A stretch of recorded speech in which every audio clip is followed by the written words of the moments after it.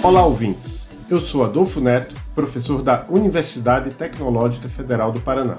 E eu sou Gustavo Pinto, professor aqui na Universidade Federal do Paraná, e este é o Fronteiras da Engenharia de Software, um podcast feito para refletir sobre o presente e futuro da engenharia de software. Fronteiras da Engenharia de Software é um podcast de divulgação científica que discute mensalmente diversificados temas da engenharia de software. Os episódios abordam questões fundamentais da engenharia de software até os mais recentes avanços na área.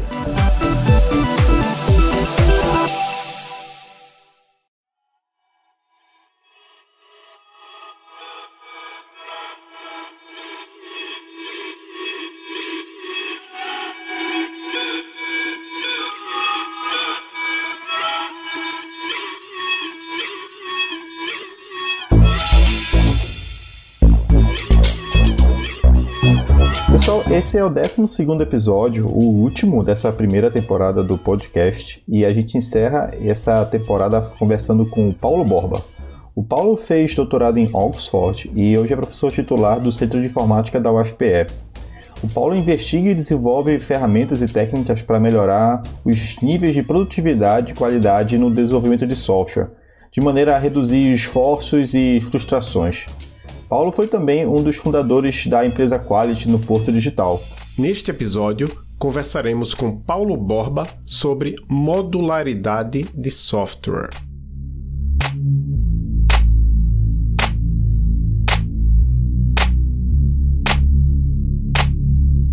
Tudo bem, Paulo? Você pode se apresentar para as pessoas que nos escutam? Tudo bem, Adolfo. Obrigado pela oportunidade de estar aqui com vocês. Gosto muito do trabalho que vocês têm feito. Eu sou professor no Centro de Informática da Universidade Federal de Pernambuco desde 95 e trabalho com vários tópicos, mas muitos relacionados à modularidade e também à confiabilidade de código, né, e principalmente a mistura entre esses dois aspectos venho explorando ao longo do tempo. E Paulo, a gente de modularização, esses princípios da programação, já foi artigo do David Parnas, que tem mais de 7.000 citações, que ele tenta descrever como é que a gente consegue modularizar um sistema em diversos tipos de módulos, né? Mas assim, o que é que seria de fato essa atividade, né? Esse princípio de modularizar um código? Quebrar o código em funções, em classes, é modularização? E o que mais seria modularização? Sim, é esse processo basicamente, Gustavo, de quebrar um problema maior, um sistema maior em partes, né? Uma dessas partes são chamadas os módulos, e de forma que você tenha interfaces bem definidas entre essas partes que foram quebradas, né? Mas com um objetivo bem específico, que é detalhado desde esses trabalhos iniciais do Parnas até um pouco antes, em trabalhos que são referenciados até nesse trabalho pioneiro do Parnas. Tá? Mas com o objetivo principal de você quebrar para que você obtenha a possibilidade de ter o desenvolvimento independente, que pessoas diferentes possam estar trabalhando em módulos diferentes ao mesmo tempo e depois consigam integrar de forma bem sucedida essas partes que foram desenvolvidas de maneira independente. Então isso é fundamental e Parnas motiva isso com o objetivo principal de aumentar a produtividade da equipe de desenvolvimento de software. E o que é mais comum até na literatura, que a gente está mais acostumado a ler em livros mais clássicos, em artigos mais clássicos também, que é a ideia de você ter a possibilidade de dar manutenção numa determinada parte, num determinado módulo do sistema, sem que isso atinja vários outros módulos, né? Então é essa manutenção independente também das partes. E, por fim, o entendimento independente, para que você tenha a possibilidade de entender um determinado módulo sem precisar entrar nos detalhes dos outros módulos, entender a fundo o que é feito pelos outros módulos. Então, é esse processo de você quebrar um sistema em partes chamadas módulos, que podem ser classes, funções ou outros mecanismos de modularização fornecidos pela linguagem de programação, com esse objetivo de ter desenvolvimento independente, entendimento independente e manutenção independente das partes. E Paulo, o que é que não seria modularização? Existe alguma crença que os desenvolvedores de software têm sobre o que seja modularização, que eles acham que estão fazendo, quando na verdade não estão? Ou então, quais são as más práticas de modularização de software? Não sei se existe exatamente uma crença, mas algo que eu percebo como sendo uma falha de algumas pessoas na indústria quando vão modularizar um determinado sistema é que esse próprio conceito de boa modularidade do software, ele é relativo. Ele não é um conceito absoluto. Então, não é só uma determinada estruturação, uma determinada quebra do sistema em partes, ela pode ter um benefício para uma determinada situação, mas ser uma má estruturação para uma outra situação. Então, o conceito de boa modularidade, ele é relativo. E eu acho que isso não é percebido por muita gente. Relativo no sentido de que uma determinada modularização, uma determinada quebra do sistema em partes, ela vai favorecer alguns tipos de mudanças. Outros tipos de mudanças não vão ser favorecidos. Então, se você imagina um sistema estruturado em camadas, por exemplo, você modificar uma determinada camada é relativamente simples, porque as interfaces entre as várias camadas estão bem definidas. Tá? Então, isso permite com que você altere uma determinada camada, modifique uma determinada camada, sem afetar as outras. Mas, se nesse mesmo tipo de sistema a solicitação de mudança for por mudar o comportamento de uma história, de um caso de uso, isso é algo que vai atravessar todas as camadas. Então, você vai precisar alterar código em várias camadas. Então, o conceito de modularidade, de boa modularidade, é relativo. Eu acho que pouca gente percebe isso. Paulo, voltando lá para o artigo do David Parnas, ele abre o artigo dizendo, né, abre aspas, né, que modularização é um mecanismo para melhorar a flexibilidade e compreensão de um sistema de forma a diminuir o seu tempo de desenvolvimento, né? Pelo que a gente já começou a conversar aqui agora, eu entendo bem dessa separação de responsabilidades, né? Mas assim, o que ele quer dizer com relação à flexibilidade? Como é que a gente ganha flexibilidade modularizando o sistema, né? E de que forma eu consigo modularizar um sistema para que eu consiga ganhar, por exemplo, esses atributos de flexibilidade e compreensão de código? Então, flexibilidade é justamente um tópico que a gente já tocou, que é pode ser visto em dois aspectos, na verdade. O primeiro aspecto é você conseguir estruturar o sistema de forma que, se você precisar mudar alguns módulos, você vai mudar facilmente. E o outro aspecto, que está atrelado, inclusive, a ideias de linhas de produtos de software, que é você fazer com que uma determinada parte do sistema funcione com variações, implementações alternativas de uma outra parte do sistema. Tá? Então, a modularidade, ela permite isso na medida em que essas partes, esses módulos, eles são separados com interfaces claramente definidas. Tá? Então, você pode mais facilmente trocar uma determinada parte dessa por outra e você tem um sistema que funciona de uma forma diferente do que você tinha antes. Essa estruturação do sistema em partes, quando feita de forma adequada, ela permite essa facilidade de ou mudar uma parte sem afetar as outras, ou de fazer com uma determinada parte do sistema funcione com versões alternativas de uma outra parte do sistema. Aí, Paulo, qual que é a relação de modularidade com os princípios de design de software? Por exemplo, a gente... Muito comum hoje empregar vários princípios como SOLID, né? Que a gente tem, como por exemplo, aquele princípio de responsabilidade única, que um módulo ou uma classe tem somente um único motivo, uma única razão para mudar. Né? Tem também aquele princípio do aberto e fechado, em que uma classe ela é aberta para extensão, porém ela é fechada para modificação. Né? Então, aparentemente, esses princípios eles ajudam na modularidade, mas tem alguma relação assim clara, né? Eu tenho um software bem desenhado, com um design bem sofisticado, isso garante que eu tenho um software bem modularizado também? Esses conceitos estão muito atrelados, né? E por uma questão histórica, boa parte desses princípios inclusive todos do Solid, eu considero que são princípios que tendem a favorecer um fator específico de qualidade de software, que é a modularidade. Mas quando você vai projetar um sistema, quando você vai fazer o design de um sistema, você tem que contemplar vários fatores de qualidade. Obviamente, os fatores de qualidade relativos à corretude, atender aos requisitos que foram especificados pelos clientes e stakeholders em geral do sistema, mas também vários outros requisitos não funcionais, inclusive o aspecto de modularidade. Mas por uma questão histórica, boa parte do que a gente vê em livros e na literatura de engenharia de software relativos a princípios de projeto, eles estão relacionados à modularidade. Mas não necessariamente tem que ser assim. Então, se eu quero projetar um sistema e um fator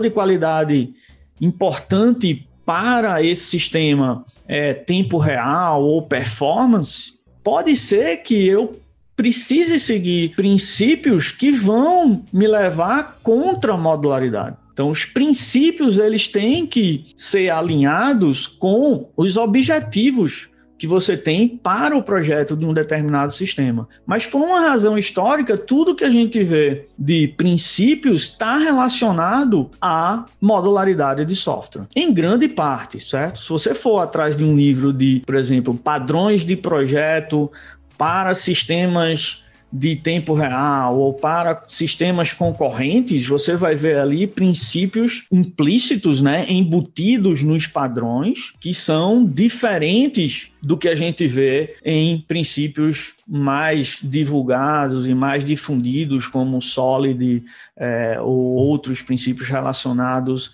à modularidade de software, certo? Então, você ter um sistema bem projetado significa que ele tem uma boa modularidade? Em geral, sim, mas não necessariamente. Então, eu queria desacoplar essas duas ideias de que bom projeto é um projeto que atende aos requisitos que foram especificados e que são prioritários para aquele sistema. Mas pode ser que modularidade, por alguma razão específica, não seja. E eu já participei de projetos em que modularidade não era o principal fator. Então tinha que embarcar o software num celular com muito pouco memória, muito pouco recursos computacionais e de bateria. Então, basicamente, modularidade não era o principal fator a ser considerado. Então, a gente tinha que jogar fora isso. Aquilo era um mau projeto. Do ponto de vista de modularidade, sim. Mas do ponto de vista dos requisitos, do que era necessário para aquele sistema, era um bom projeto. Mas essa discussão, ela torna-se um pouco confusa justamente porque, por razões históricas, se deu muito valor à modularidade. Então, na literatura, esses princípios de modularidade, eles têm uma visibilidade muito maior. Interessante. E agora a gente tem uma pergunta que está relacionada com conceitos que eu me lembro que eu vi na minha graduação, né? Polimorfismo, o information hiding, que talvez uma tradução seja escondimento de informação. E esses conceitos, eles podiam ser exercitados em uma linguagem de programação como C, mas as linguagens orientadas a objeto, C++, Java, Ruby, tornaram seu uso mais seguro, pois o programador não precisa mais lidar com ponteiros. E tornaram esse uso desses conceitos mais conveniente. Mas quais foram os avanços mais recentes? De que forma as linguagens de programação têm avançado de forma a garantir novos mecanismos de modularização de software? É interessante essa pergunta, principalmente porque alguns desses conceitos de modularidade, como information hiding, né, que você falou, eles foram propostos de forma independente da linguagem de programação. Então, quando a gente lê esse primeiro artigo de Parnas, on the criteria to be used for decomposing systems, quando a gente vai lá, tem o conceito de information hiding, mas ele é independente de um recurso oferecido por uma linguagem de programação. Então, é um conceito que não está atrelado a uma linguagem de programação. Mas, de novo, muitas pessoas aprenderam, inclusive eu, aprenderam esse conceito de information hiding através de mecanismos como private de linguagens de programação. Mas essas ideias não estão necessariamente atreladas. Você pode ter o conceito e pode ter o recurso na linguagem de programação. Então, tem formas de você dar melhor suporte à modularização de software sem necessariamente passar por mecanismos linguísticos oferecidos pela linguagem de programação. Então, é importante entender isso. Dito isso, a gente tem tido avanços em novos recursos oferecidos pelas linguagens de programação, como mecanismos como traits, aspectos, e vários desses mecanismos hoje estão embutidos ou estão implícitos em frameworks, em sistemas, mas eles estão disponíveis em linguagens de programação. Então, o progresso foi nesse sentido. É um progresso que, recentemente, ele não tem sido... A gente não tem tido avanço mais nesses recursos linguísticos, mas justamente porque a gente precisa explorar também os recursos que não são linguísticos. Então, outras pessoas começaram a explorar recursos que não são linguísticos, mas que vão dar suporte à modularização do sistema, lembrando o desenvolvimento independente, a manutenção independente e o entendimento independente. Então, eu posso ter essas 3 características de independência sem necessariamente passar por recursos linguísticos. Maravilha. A gente vai falar agora um pouco sobre um tema que eu gosto muito, que é a questão da programação funcional. Então, eu, antes de me dedicar um pouco mais, como desenvolvedor mesmo, em projetos paralelos à minha atividade profissional, eu trabalhei com orientação, trabalhava com a linguagem orientada a objeto, que é Java. E a pergunta é se as técnicas de modularização são específicas aos paradigmas de programação. Será que a modularização de uma linguagem de programação orientada a objeto é diferente de uma linguagem de programação funcional? Agora a gente tem visto um ressurgimento da programação funcional, que é um paradigma bem antigo, né? Vem lá do Lisp, mas eu lembro que quando eu estudei na UFPE, em 94, 95, a gente tinha o Rafael Doeiro Lins, que naquela época trabalhava com ML, né, que é uma linguagem de programação funcional. Com essa popularização do paradigma de programação funcional, os princípios de modularização mudaram ou eles são os mesmos? Interessante, eu comecei a programar em linguagens funcionais na UFPE antes disso, viu, Adolfo? Então, desde 88 eu programei em várias linguagens de programação funcional. E isso também é boa parte da motivação na minha carreira de pesquisador, veio do entusiasmo com a elegância e a beleza dessas linguagens. Hoje em dia está tudo muito integrado, né? Então, assim, hoje em dia qualquer linguagem nova, por exemplo, você pega TypeScript, ela já mescla conceitos que originaram das linguagens funcionais com conceitos de linguagens orientadas a objetos, então está tudo muito integrado. Então, os princípios, eu diria que eles são bem genéricos, independentes de linguagem. As técnicas são ligeiramente diferentes, mas tem muita similaridade. Então, você pega numa linguagem como Haskell, o conceito de type classes, né, ele vai ter muita semelhança com os mecanismos de definição de interfaces em linguagens orientadas a objetos. São técnicas diferentes, mas tem uma interseção relativamente grande. Se você olhar também, por exemplo, a ideia de módulos em ML, em SML, né, Standard ML, a ideia de módulos com interfaces bem definidas, que chama lá de functors, né? Que antes isso daí já veio de linguagens anteriores, como Clear e OBJ, né? Que são linguagens com as quais eu me empolguei e trabalhei também bastante durante o doutorado, até um pouco antes disso daí, são linguagens fantásticas. Mas se você for olhar para o mecanismo de functors em ML, ele é muito também parecido com o mecanismo de generics em Java. Então tem uma interseção muito grande, são variações das mesmas técnicas, eu diria. Então, os princípios gerais, as técnicas variam de paradigma para paradigma, mas todas com uma inspiração comum muito grande.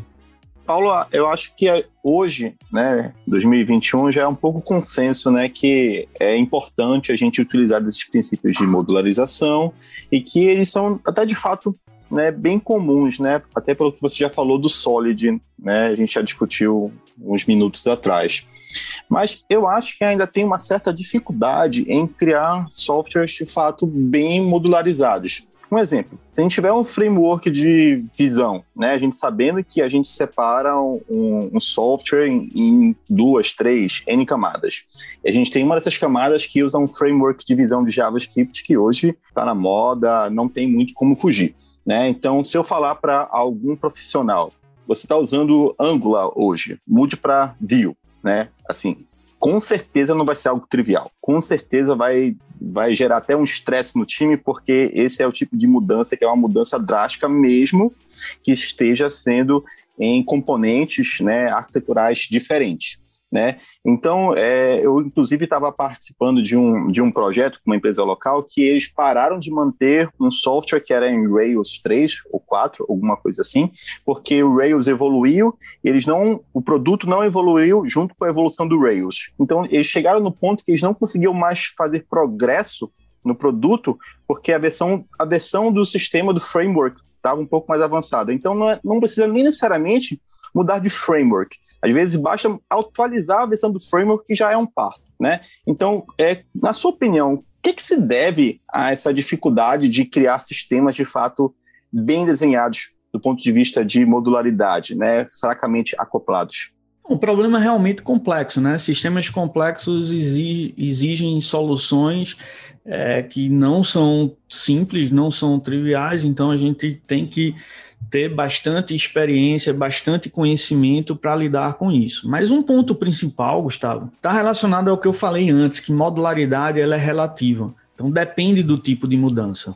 Só que você dificilmente sabe qual o tipo de mudança mais comum que vai acontecer naquele tipo de sistema. Então, se quando estivesse projetando esse sistema aí que tem Angular como framework, já existisse a perspectiva de que daqui a 5, 10 anos você mudaria de Angular, provavelmente o projeto desse sistema teria sido mais cuidadoso e teria levado em consideração essa possibilidade. Mas provavelmente quando um sistema desse é desenvolvido, provavelmente não, com muita frequência, quando um sistema desse é desenvolvido, os desenvolvedores não têm essa visão de médio prazo, nem falar de longo prazo, de que pode haver essa mudança. Muitas vezes é uma inexperiência que valoriza demais a tecnologia, e isso faz com que perca-se um pouco essa perspectiva, essa visão de mais médio prazo do que é que vai acontecer naquele tipo de sistema. Isso ocorre, como você falou, em relação ao framework de GUI, ao framework de acesso a banco de dados e assim por diante. Então, essa falta de visão do que é que vai ser necessário mudar e a preparação para que essa mudança venha a ser feita de forma mais tranquila é um problema muito grande. Além dessa falta de visão, uma outra coisa que é comum é que às vezes as pessoas até têm a visão de que aquele framework de banco de dados vai precisar ser atualizado, vai precisar ser modificado e assim por diante. Mas por razões de performance, eles não garantem no projeto do sistema esse desacoplamento. Então tem a ver com aquele trade-off entre os vários fatores de qualidade que tem que ser considerados. Certo? Então, falta de visão é um aspecto, trade-offs é outro aspecto, e outro aspecto muito comum que eu vejo e observo em alguns projetos é justamente essa questão de que às vezes as pessoas usam o framework de forma inadequada por falta de conhecimento mesmo.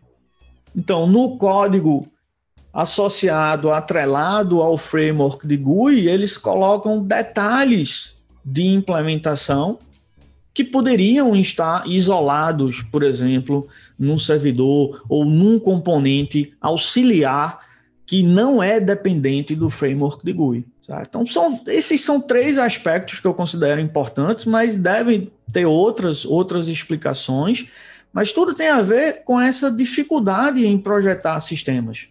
Então, visão, conhecimento, experiência, tudo isso daí tem que ser levado em consideração para que realmente a gente tenha sistemas que tragam melhor perspectiva para a gente de desenvolvimento independente, mudança independente, entendimento independente. Mas, Paulo, um desses problemas que você mencionou é essa falta de visão de médio prazo, nem se fala de longo prazo, né? Mas como é que a gente consegue colocar essa visão, né, de que as coisas podem e devem mudar em pouco tempo, em 2, 3, 4, 5 anos, dentro do budget do projeto, dentro do orçamento do projeto, dentro de uma sprint, a gente tem que entregar valor para o cliente toda semana, né? Como é que a gente consegue justificar isso para o nosso gerente, para o nosso cliente? É papel do desenvolvedor, que eu tenho que me preocupar com isso, é papel do arquiteto, de quem tem esse chapéu aí de ficar visionando o projeto com relação a essas decisões que, sem dúvida nenhuma, vão ser feitas, mas que não são imediatas. O arquiteto, certamente, né, ele tem que levar isso em consideração. Eu acho que ele seria o principal responsável, mas realmente é muito difícil você vender para um gerente ou para o responsável pelo projeto a perspectiva de uma determinada mudança que ela pode não vir a se tornar realidade. Tá? Mas nesse caso de framework de GUI, framework de persistência, eu considero que seria um erro, seria uma falha muito grande por parte do gerente não entender que isso vai acontecer. Porque isso daí já tem uma história que mostra que isso está acontecendo o tempo todo. Tá? Então, acho que seria um erro bastante grande não considerar isso. Agora, para outros tipos de mudança, aí realmente existe essa discussão entre, você vai ter certeza que isso vai mudar, então você quer mais uma camada de software aqui, você quer uma estruturação mais complexa para permitir que isso vá mudar, ou você adota a filosofia ágil, por exemplo, de que quando chegar essa necessidade é que eu vou adequar meu sistema para isso. Então, realmente tem que ter um equilíbrio aí de como tomar essa decisão, de quando tomar essa decisão, mas é importante haver esse equilíbrio, né? Ou seja, necessariamente você não descartar todas essas possibilidades de mudança, mas também não necessariamente você aceitar todas essas possibilidades de mudança.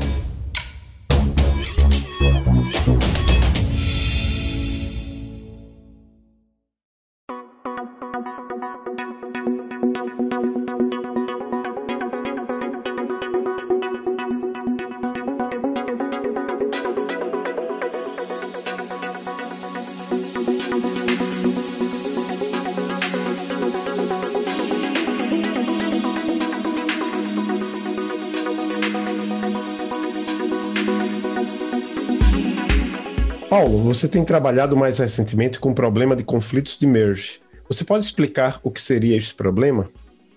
Esse problema é essencialmente um problema de integração de código e que está extremamente relacionado com modularidade, porque lembra que, como a gente viu, modularidade é um dos aspectos importantes de modularidade, é você possibilitar o desenvolvimento independente das partes. O grande problema é que, se eu conseguisse com frequência dividir as atividades da minha equipe de desenvolvimento em módulos, de forma que uma determinada pessoa só trabalha no módulo, outra determinada pessoa só trabalha em outro módulo, eu nunca teria esse problema de integração de código, pelo menos no nível sintático. Mas isso não acontece. Em muitas situações, a estrutura das tarefas de desenvolvimento de software, a estrutura das demandas feitas pelas equipes de negócio, elas não estão alinhadas com a estrutura dos módulos do sistema. Então, vai chegar a necessidade de realizar uma determinada tarefa naquele projeto e aquela tarefa, para ser realizada, requer mudanças em mais de um módulo. Então, não existe um mapeamento um para um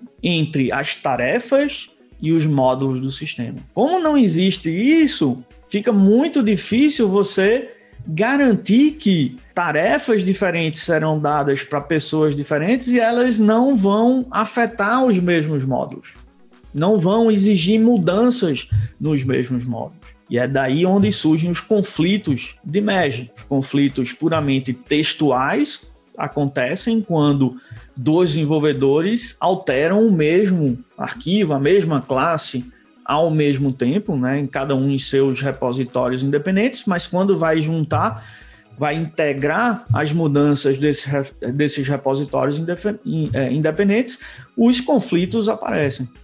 Tá? Então, o problema é essencialmente de modularidade, mas não relacionado com mecanismos linguísticos das linguagens de programação. Então, um problema gerencial de integração de código. Então, é um problema extremamente relacionado. E os conflitos textuais, eles que são os mais simples, eles ocorrem quando dois desenvolvedores alteram áreas contíguas do mesmo arquivo, de uma mesma classe. E aí o sistema não tem como decidir, como de forma não ambígua, escolher uma solução para gerar o arquivo final que integra as mudanças dos dois desenvolvedores. Então, esse é o problema mais simples de integração de código, que é o conflito de merge textual, mas o conflito pode ser semântico. Esses conflitos semânticos, eles são bem mais complicados, eles ocorrem também, mesmo que a gente tivesse uma situação de mapeamento 1 para 1 entre tarefas e módulos do sistema.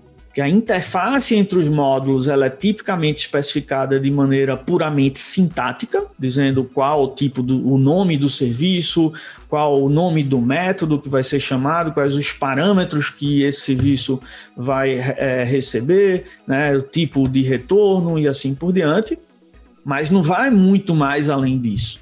Então pode haver esses problemas semânticos, mas eles ocorrem também nessa situação mais comum que eu falei, que é a situação que desenvolvedores diferentes estão mexendo no mesmo arquivo ou em arquivos dependentes. E aí pode haver esse tipo de problema. É bem interessante. Então fica claro que conflitos de merge têm muita relação com modularidade, mas a questão que vem à nossa mente aqui da equipe do Fronteiras é se os desenvolvedores fossem mais disciplinados com a modularidade do seu sistema, será que eles teriam menos problemas de merge? Será que práticas de integração contínua não deveriam diminuir estes problemas? Tá, interessante. Então, assim, esse é um problema, Adolfo, que parte dele pode até ser negligência dos desenvolvedores, mas com frequência não é. Com frequência é um problema de distribuição de tarefas e desalinhamento de tarefas em relação à estrutura modular do sistema.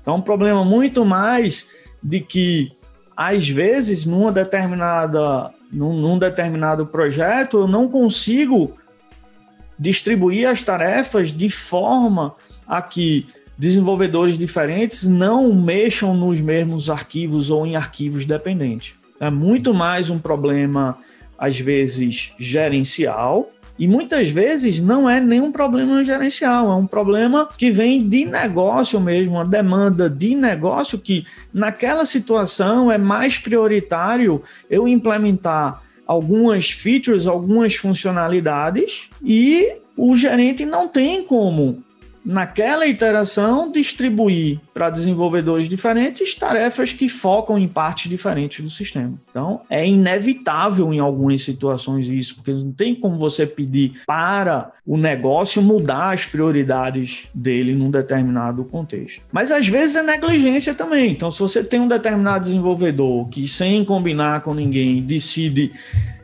renomear ou mudar toda a indentação do código, certo? Isso vai gerar uma série de conflitos que poderiam ter sido evitados. Mas muitas vezes é um problema ou gerencial, que é a distribuição de tarefas pelo gerente ou pela equipe, em equipes que são autogerenciáveis, ela não foi feita de maneira adequada. Em algumas situações é até inevitável. Paulo, eu conheço um pouco os seus trabalhos sobre esses problemas e conflitos de merge e eu sei que tem diferentes tipos de problemas de conflitos de merge, né? Tem o merge semi-estruturado, tem o estruturado, tem o merge semântico, mas, muito francamente, eu não sei bem a diferença entre esses diferentes tipos de merge, né? Você, assim, poderia primeiro explicar a diferença entre esses tipos e, segundo, eles impactam de maneira diferente o programador, o desenvolvimento de software, ou de maneira geral eles são transparentes para o programador? Sim, eles não são transparentes, Gustavo, e é importante a gente entender que o problema de integração de código, o problema de merge, é essencialmente você conciliar mudanças que foram feitas por pessoas diferentes, de forma a você ter um programa resultante que, é sintaticamente válido, e 2, ele preserva as mudanças semânticas feitas pelos desenvolvedores. Então, o problema de forma geral é esse daí. Agora, tem várias técnicas para facilitar, para resolver de forma mais efetiva esses problemas. E as técnicas aí sim tem a ver com o merge estruturado, o semi-estruturado e aí por diante. Tá? Então, merge estruturado e semi-estruturado são técnicas que são baseadas na estrutura sintática da linguagem de programação. Essa estrutura é utilizada para, de forma mais eficaz, conciliar as mudanças.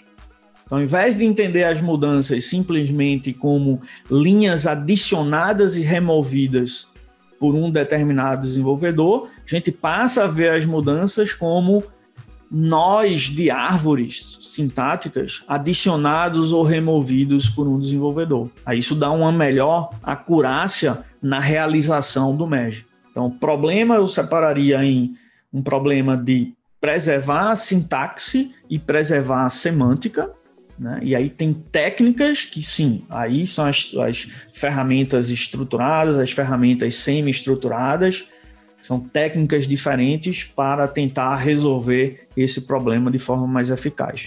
E o merge semântico? Eu acho que esse ainda não ficou muito claro. O merge semântico, na verdade, de novo, é um novo tipo de ferramenta, tá? Que tem como objetivo detectar essa interferência semântica entre as mudanças feitas pelos desenvolvedores que trabalharam de forma independente e agora a gente precisa integrar o código que eles fizeram. O merge textual e o merge estruturado e o semi-estruturado tem como objetivo principal obter como resultado um programa que é sintaticamente válido. O merge semântico, ele ataca o outro aspecto, que é eu quero não só um programa que seja sintaticamente válido, que incorpore as mudanças dos vários desenvolvedores, mas eu quero também ter certeza que a integração dessas mudanças não vai gerar problemas semânticos no comportamento do sistema, no sentido de que um determinado desenvolvedor pode ter, por exemplo, alterado uma variável que vai ser lida pelo código que foi inscrito pelo outro desenvolvedor e que tinha como premissa um valor diferente para aquela variável. Então, isso é o que a gente chama de interferência. A mudança feita pelo um determinado desenvolvedor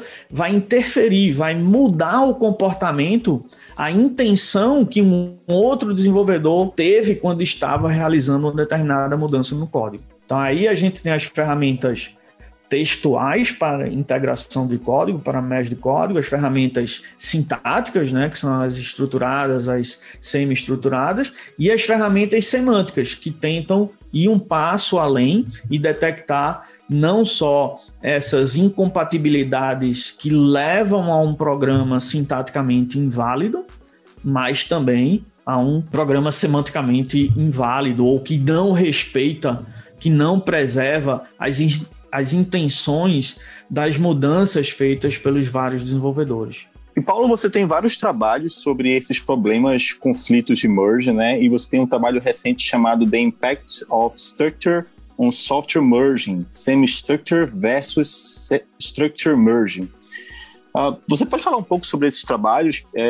Me parece que vocês fizeram um estudo empírico aqui, é um trabalho bem recente. Poderia dar uma descrição rápida para nossos ouvintes? Sim, Gustavo, esse trabalho é bem interessante, assim, eu fiquei bem satisfeito com o resultado dele, principalmente porque na literatura de merge, de integração de código, sempre existiu a premissa de quanto mais estrutura você coloca numa ferramenta de merge, quanto mais estrutura uma ferramenta de merge explora da linguagem que você está processando, mais acurácia você vai ter na realização do merge. Menos falsos positivos, né, e menos falsos negativos vão ser gerados pela sua ferramenta de merge. Então, a ideia principal daí, o resultado principal desse trabalho é que ele mostra que essa premissa que historicamente as pessoas tinham se baseado nela por muito tempo, mais de 30 anos se assume isso, que quanto mais estrutura você coloca na ferramenta, melhor é a ferramenta de merge. Esse trabalho vai na direção contrária e mostra que sim, há um certo ganho quando você adiciona estrutura, mas estrutura demais pode atrapalhar. Então, esse artigo ele mostra que as ferramentas semi-estruturadas, que explora menos estrutura que as ferramentas estruturadas, têm benefícios em algumas situações, certo? Então, isso reverte um pouco a expectativa da comunidade que as ferramentas estruturadas, elas, por explorarem mais estrutura, elas naturalmente seriam melhores, seriam mais precisas nas integrações de código. Aí a gente faz um estudo empírico para comparar essas ferramenta estruturada e a semi-estruturada. A semi-estruturada foi construída no nosso grupo de pesquisa, a estruturada foi construída num grupo de pesquisa alemão que participou também da elaboração desse trabalho. Então foi um estudo bem interessante, onde a gente tem não só a discussão dos algoritmos e das ideias, das diferenças entre as ferramentas, mas esse resultado que vai contra um entendimento comum que a gente tinha há muito tempo na área, que era que quanto mais estrutura a ferramenta de merge explora, melhor o resultado.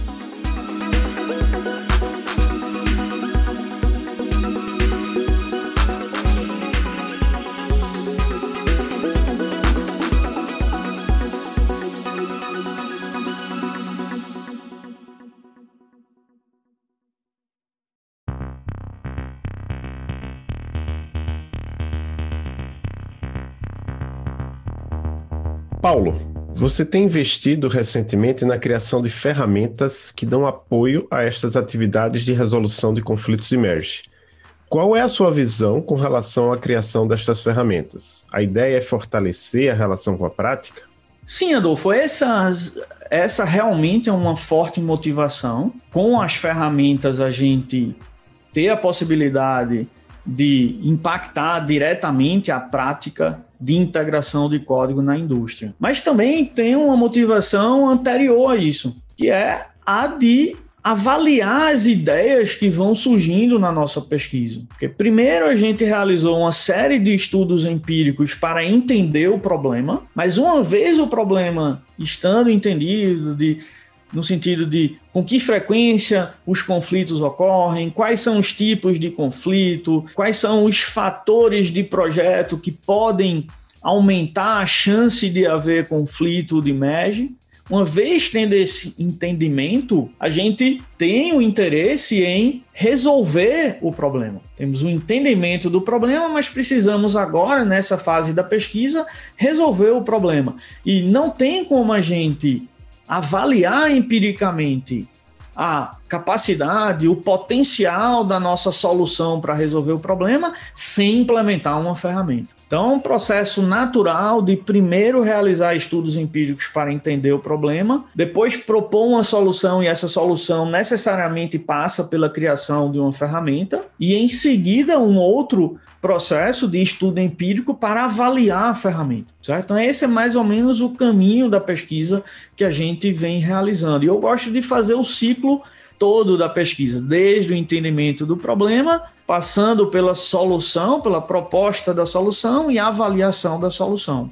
Paulo, você está há muitas décadas já envolvido com a nossa comunidade de engenharia de software, né? Eu falo décadas porque você mesmo comentou alguns anos aí que você está trabalhando com programação funcional e modularidade. E eu não preciso nem comentar o status atual da nossa situação aqui, mas me parece que mesmo por conta de tudo que está acontecendo, ou talvez por conta de tudo que está acontecendo, parece que a comunidade ela tem se fortalecido, né? Você tem alguma intuição de por que a nossa comunidade cresceu tanto nos últimos anos? Gustavo, assim, eu acho que ela tem se fortalecido, tem obtido uma visibilidade internacional bem maior do que a gente já teve antes. Eu acho que isso é uma tendência da própria comunidade, foi sendo fortalecida ao longo dos anos, né? Gerações de professores, de orientadores e alunos, né? E aí cada vez mais caminhando na direção de obter uma excelência na pesquisa, também com uma relevância econômica e social. Então, acho que isso é uma tendência da comunidade. Agora, eu acho que ela tem sido fortalecida não necessariamente por conta da situação atual, mas talvez apesar da situação atual. Talvez se a situação fosse um pouco mais favorável para a pesquisa, a nossa comunidade tivesse mais forte ainda. Então, a minha visão é mais nesse sentido de que a comunidade se fortaleceu apesar dos problemas pelos quais nós temos passado e apesar pelas dificuldades que a gente tem tido para fazer pesquisa no Brasil. E eu acredito esse crescimento da comunidade, há um crescimento natural da capacidade de fazer pesquisa de excelência e de se inserir mais na comunidade internacional. Então, hoje a gente tem vários professores brasileiros trabalhando no exterior, como o próprio Fábio, então isso ajuda nesse processo de inserção, e também vários pesquisadores e professores no Brasil que tentaram se inserir nessas comunidades, nos congressos de primeira linha internacional, através de cooperação, publicações nesses congressos e assim por diante, e isso abriu espaço para os próprios alunos terem uma formação de melhor qualidade, e hoje os alunos, como o Gustavo, o Leonardo aqui, estão tendo a oportunidade de alcançar um nível de visibilidade, de realização de pesquisa de excelência que antes não era possível para as gerações anteriores. Então, acho que isso é uma tendência natural, fico muito feliz com ela e então acho que a comunidade está de parabéns por ter possibilitado e ter realizado esse crescimento que a gente vem observando nos últimos tempos.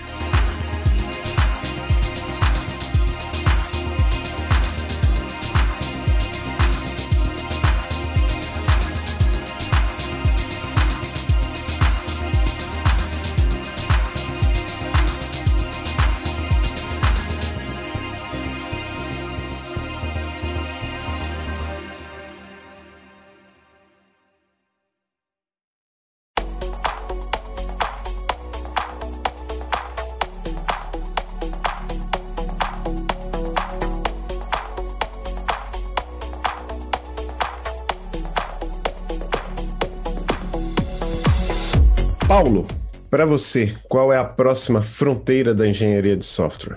Bom, eu não sei exatamente, eu acho que tentar prever o futuro, né, normalmente é um ato de você inventar o futuro ou tentar inventar o futuro.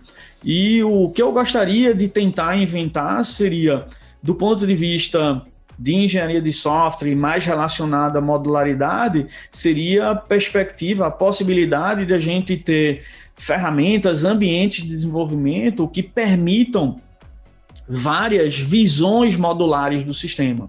Isso é algo que já vem sendo pesquisado, já foi proposto tempos atrás, mas não virou realidade ainda. Então, do ponto de vista de modularidade, eu gostaria de ter um ambiente de desenvolvimento em que eu solicito, agora eu quero ver uma divisão do meu sistema em camadas. Não, agora eu quero ver uma divisão do meu sistema em features. Eu quero ver as dependências dessa feature em relação a outras. E o próprio ambiente me permite isso, porque a visão atual é muito baseada nos mecanismos linguísticos das linguagens de programação. Eu gostaria de ir além, porque eu acho que em termos de mecanismos linguísticos já avançamos bastante e talvez a gente tenha chegado perto de um teto aí. Então, agora seria a perspectiva da gente ir além usando ferramentas, não só ferramentas que facilitam a integração de código, desenvolvimento independente, que são essas ferramentas de merge, mas outros tipos de ferramentas que permitam os outros que cubram os outros dois aspectos que a gente comentou antes, que é o entendimento independente e a modificação independente das partes do sistema. Então, essas ferramentas que possibilitam que a gente tenha visões diferentes, visões modulares diferentes do sistema, eu acho que seria um bom avanço, um avanço importante nessa perspectiva de modularidade de software. Muito obrigado, Paulo Borba, por esta presença aqui no Fronteiras da Engenharia de Software. Eu passo a palavra para você fazer suas palavras finais.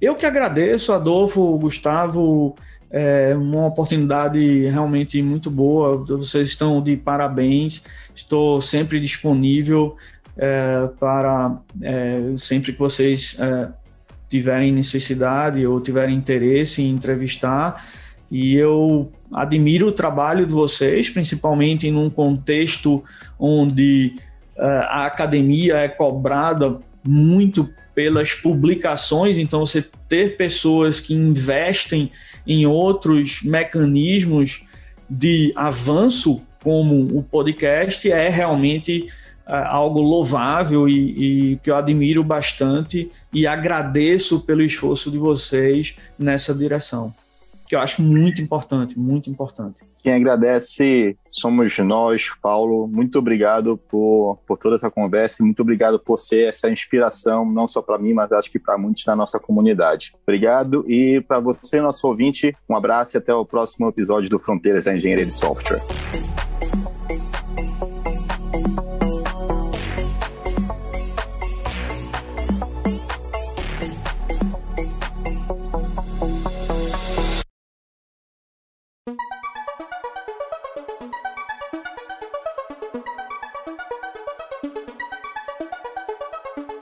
Olá, obrigado por escutar o Fronteiras da Engenharia de Software. Nossa equipe é formada por Adolfo Neto, eu, Leonardo Fernandes, Fábio Petrillo, Gustavo Pinto, Danilo Monteiro e Ingrid Nunes. Estamos no Twitter e no Instagram como @fronteirasES. Até o próximo episódio. Abraços!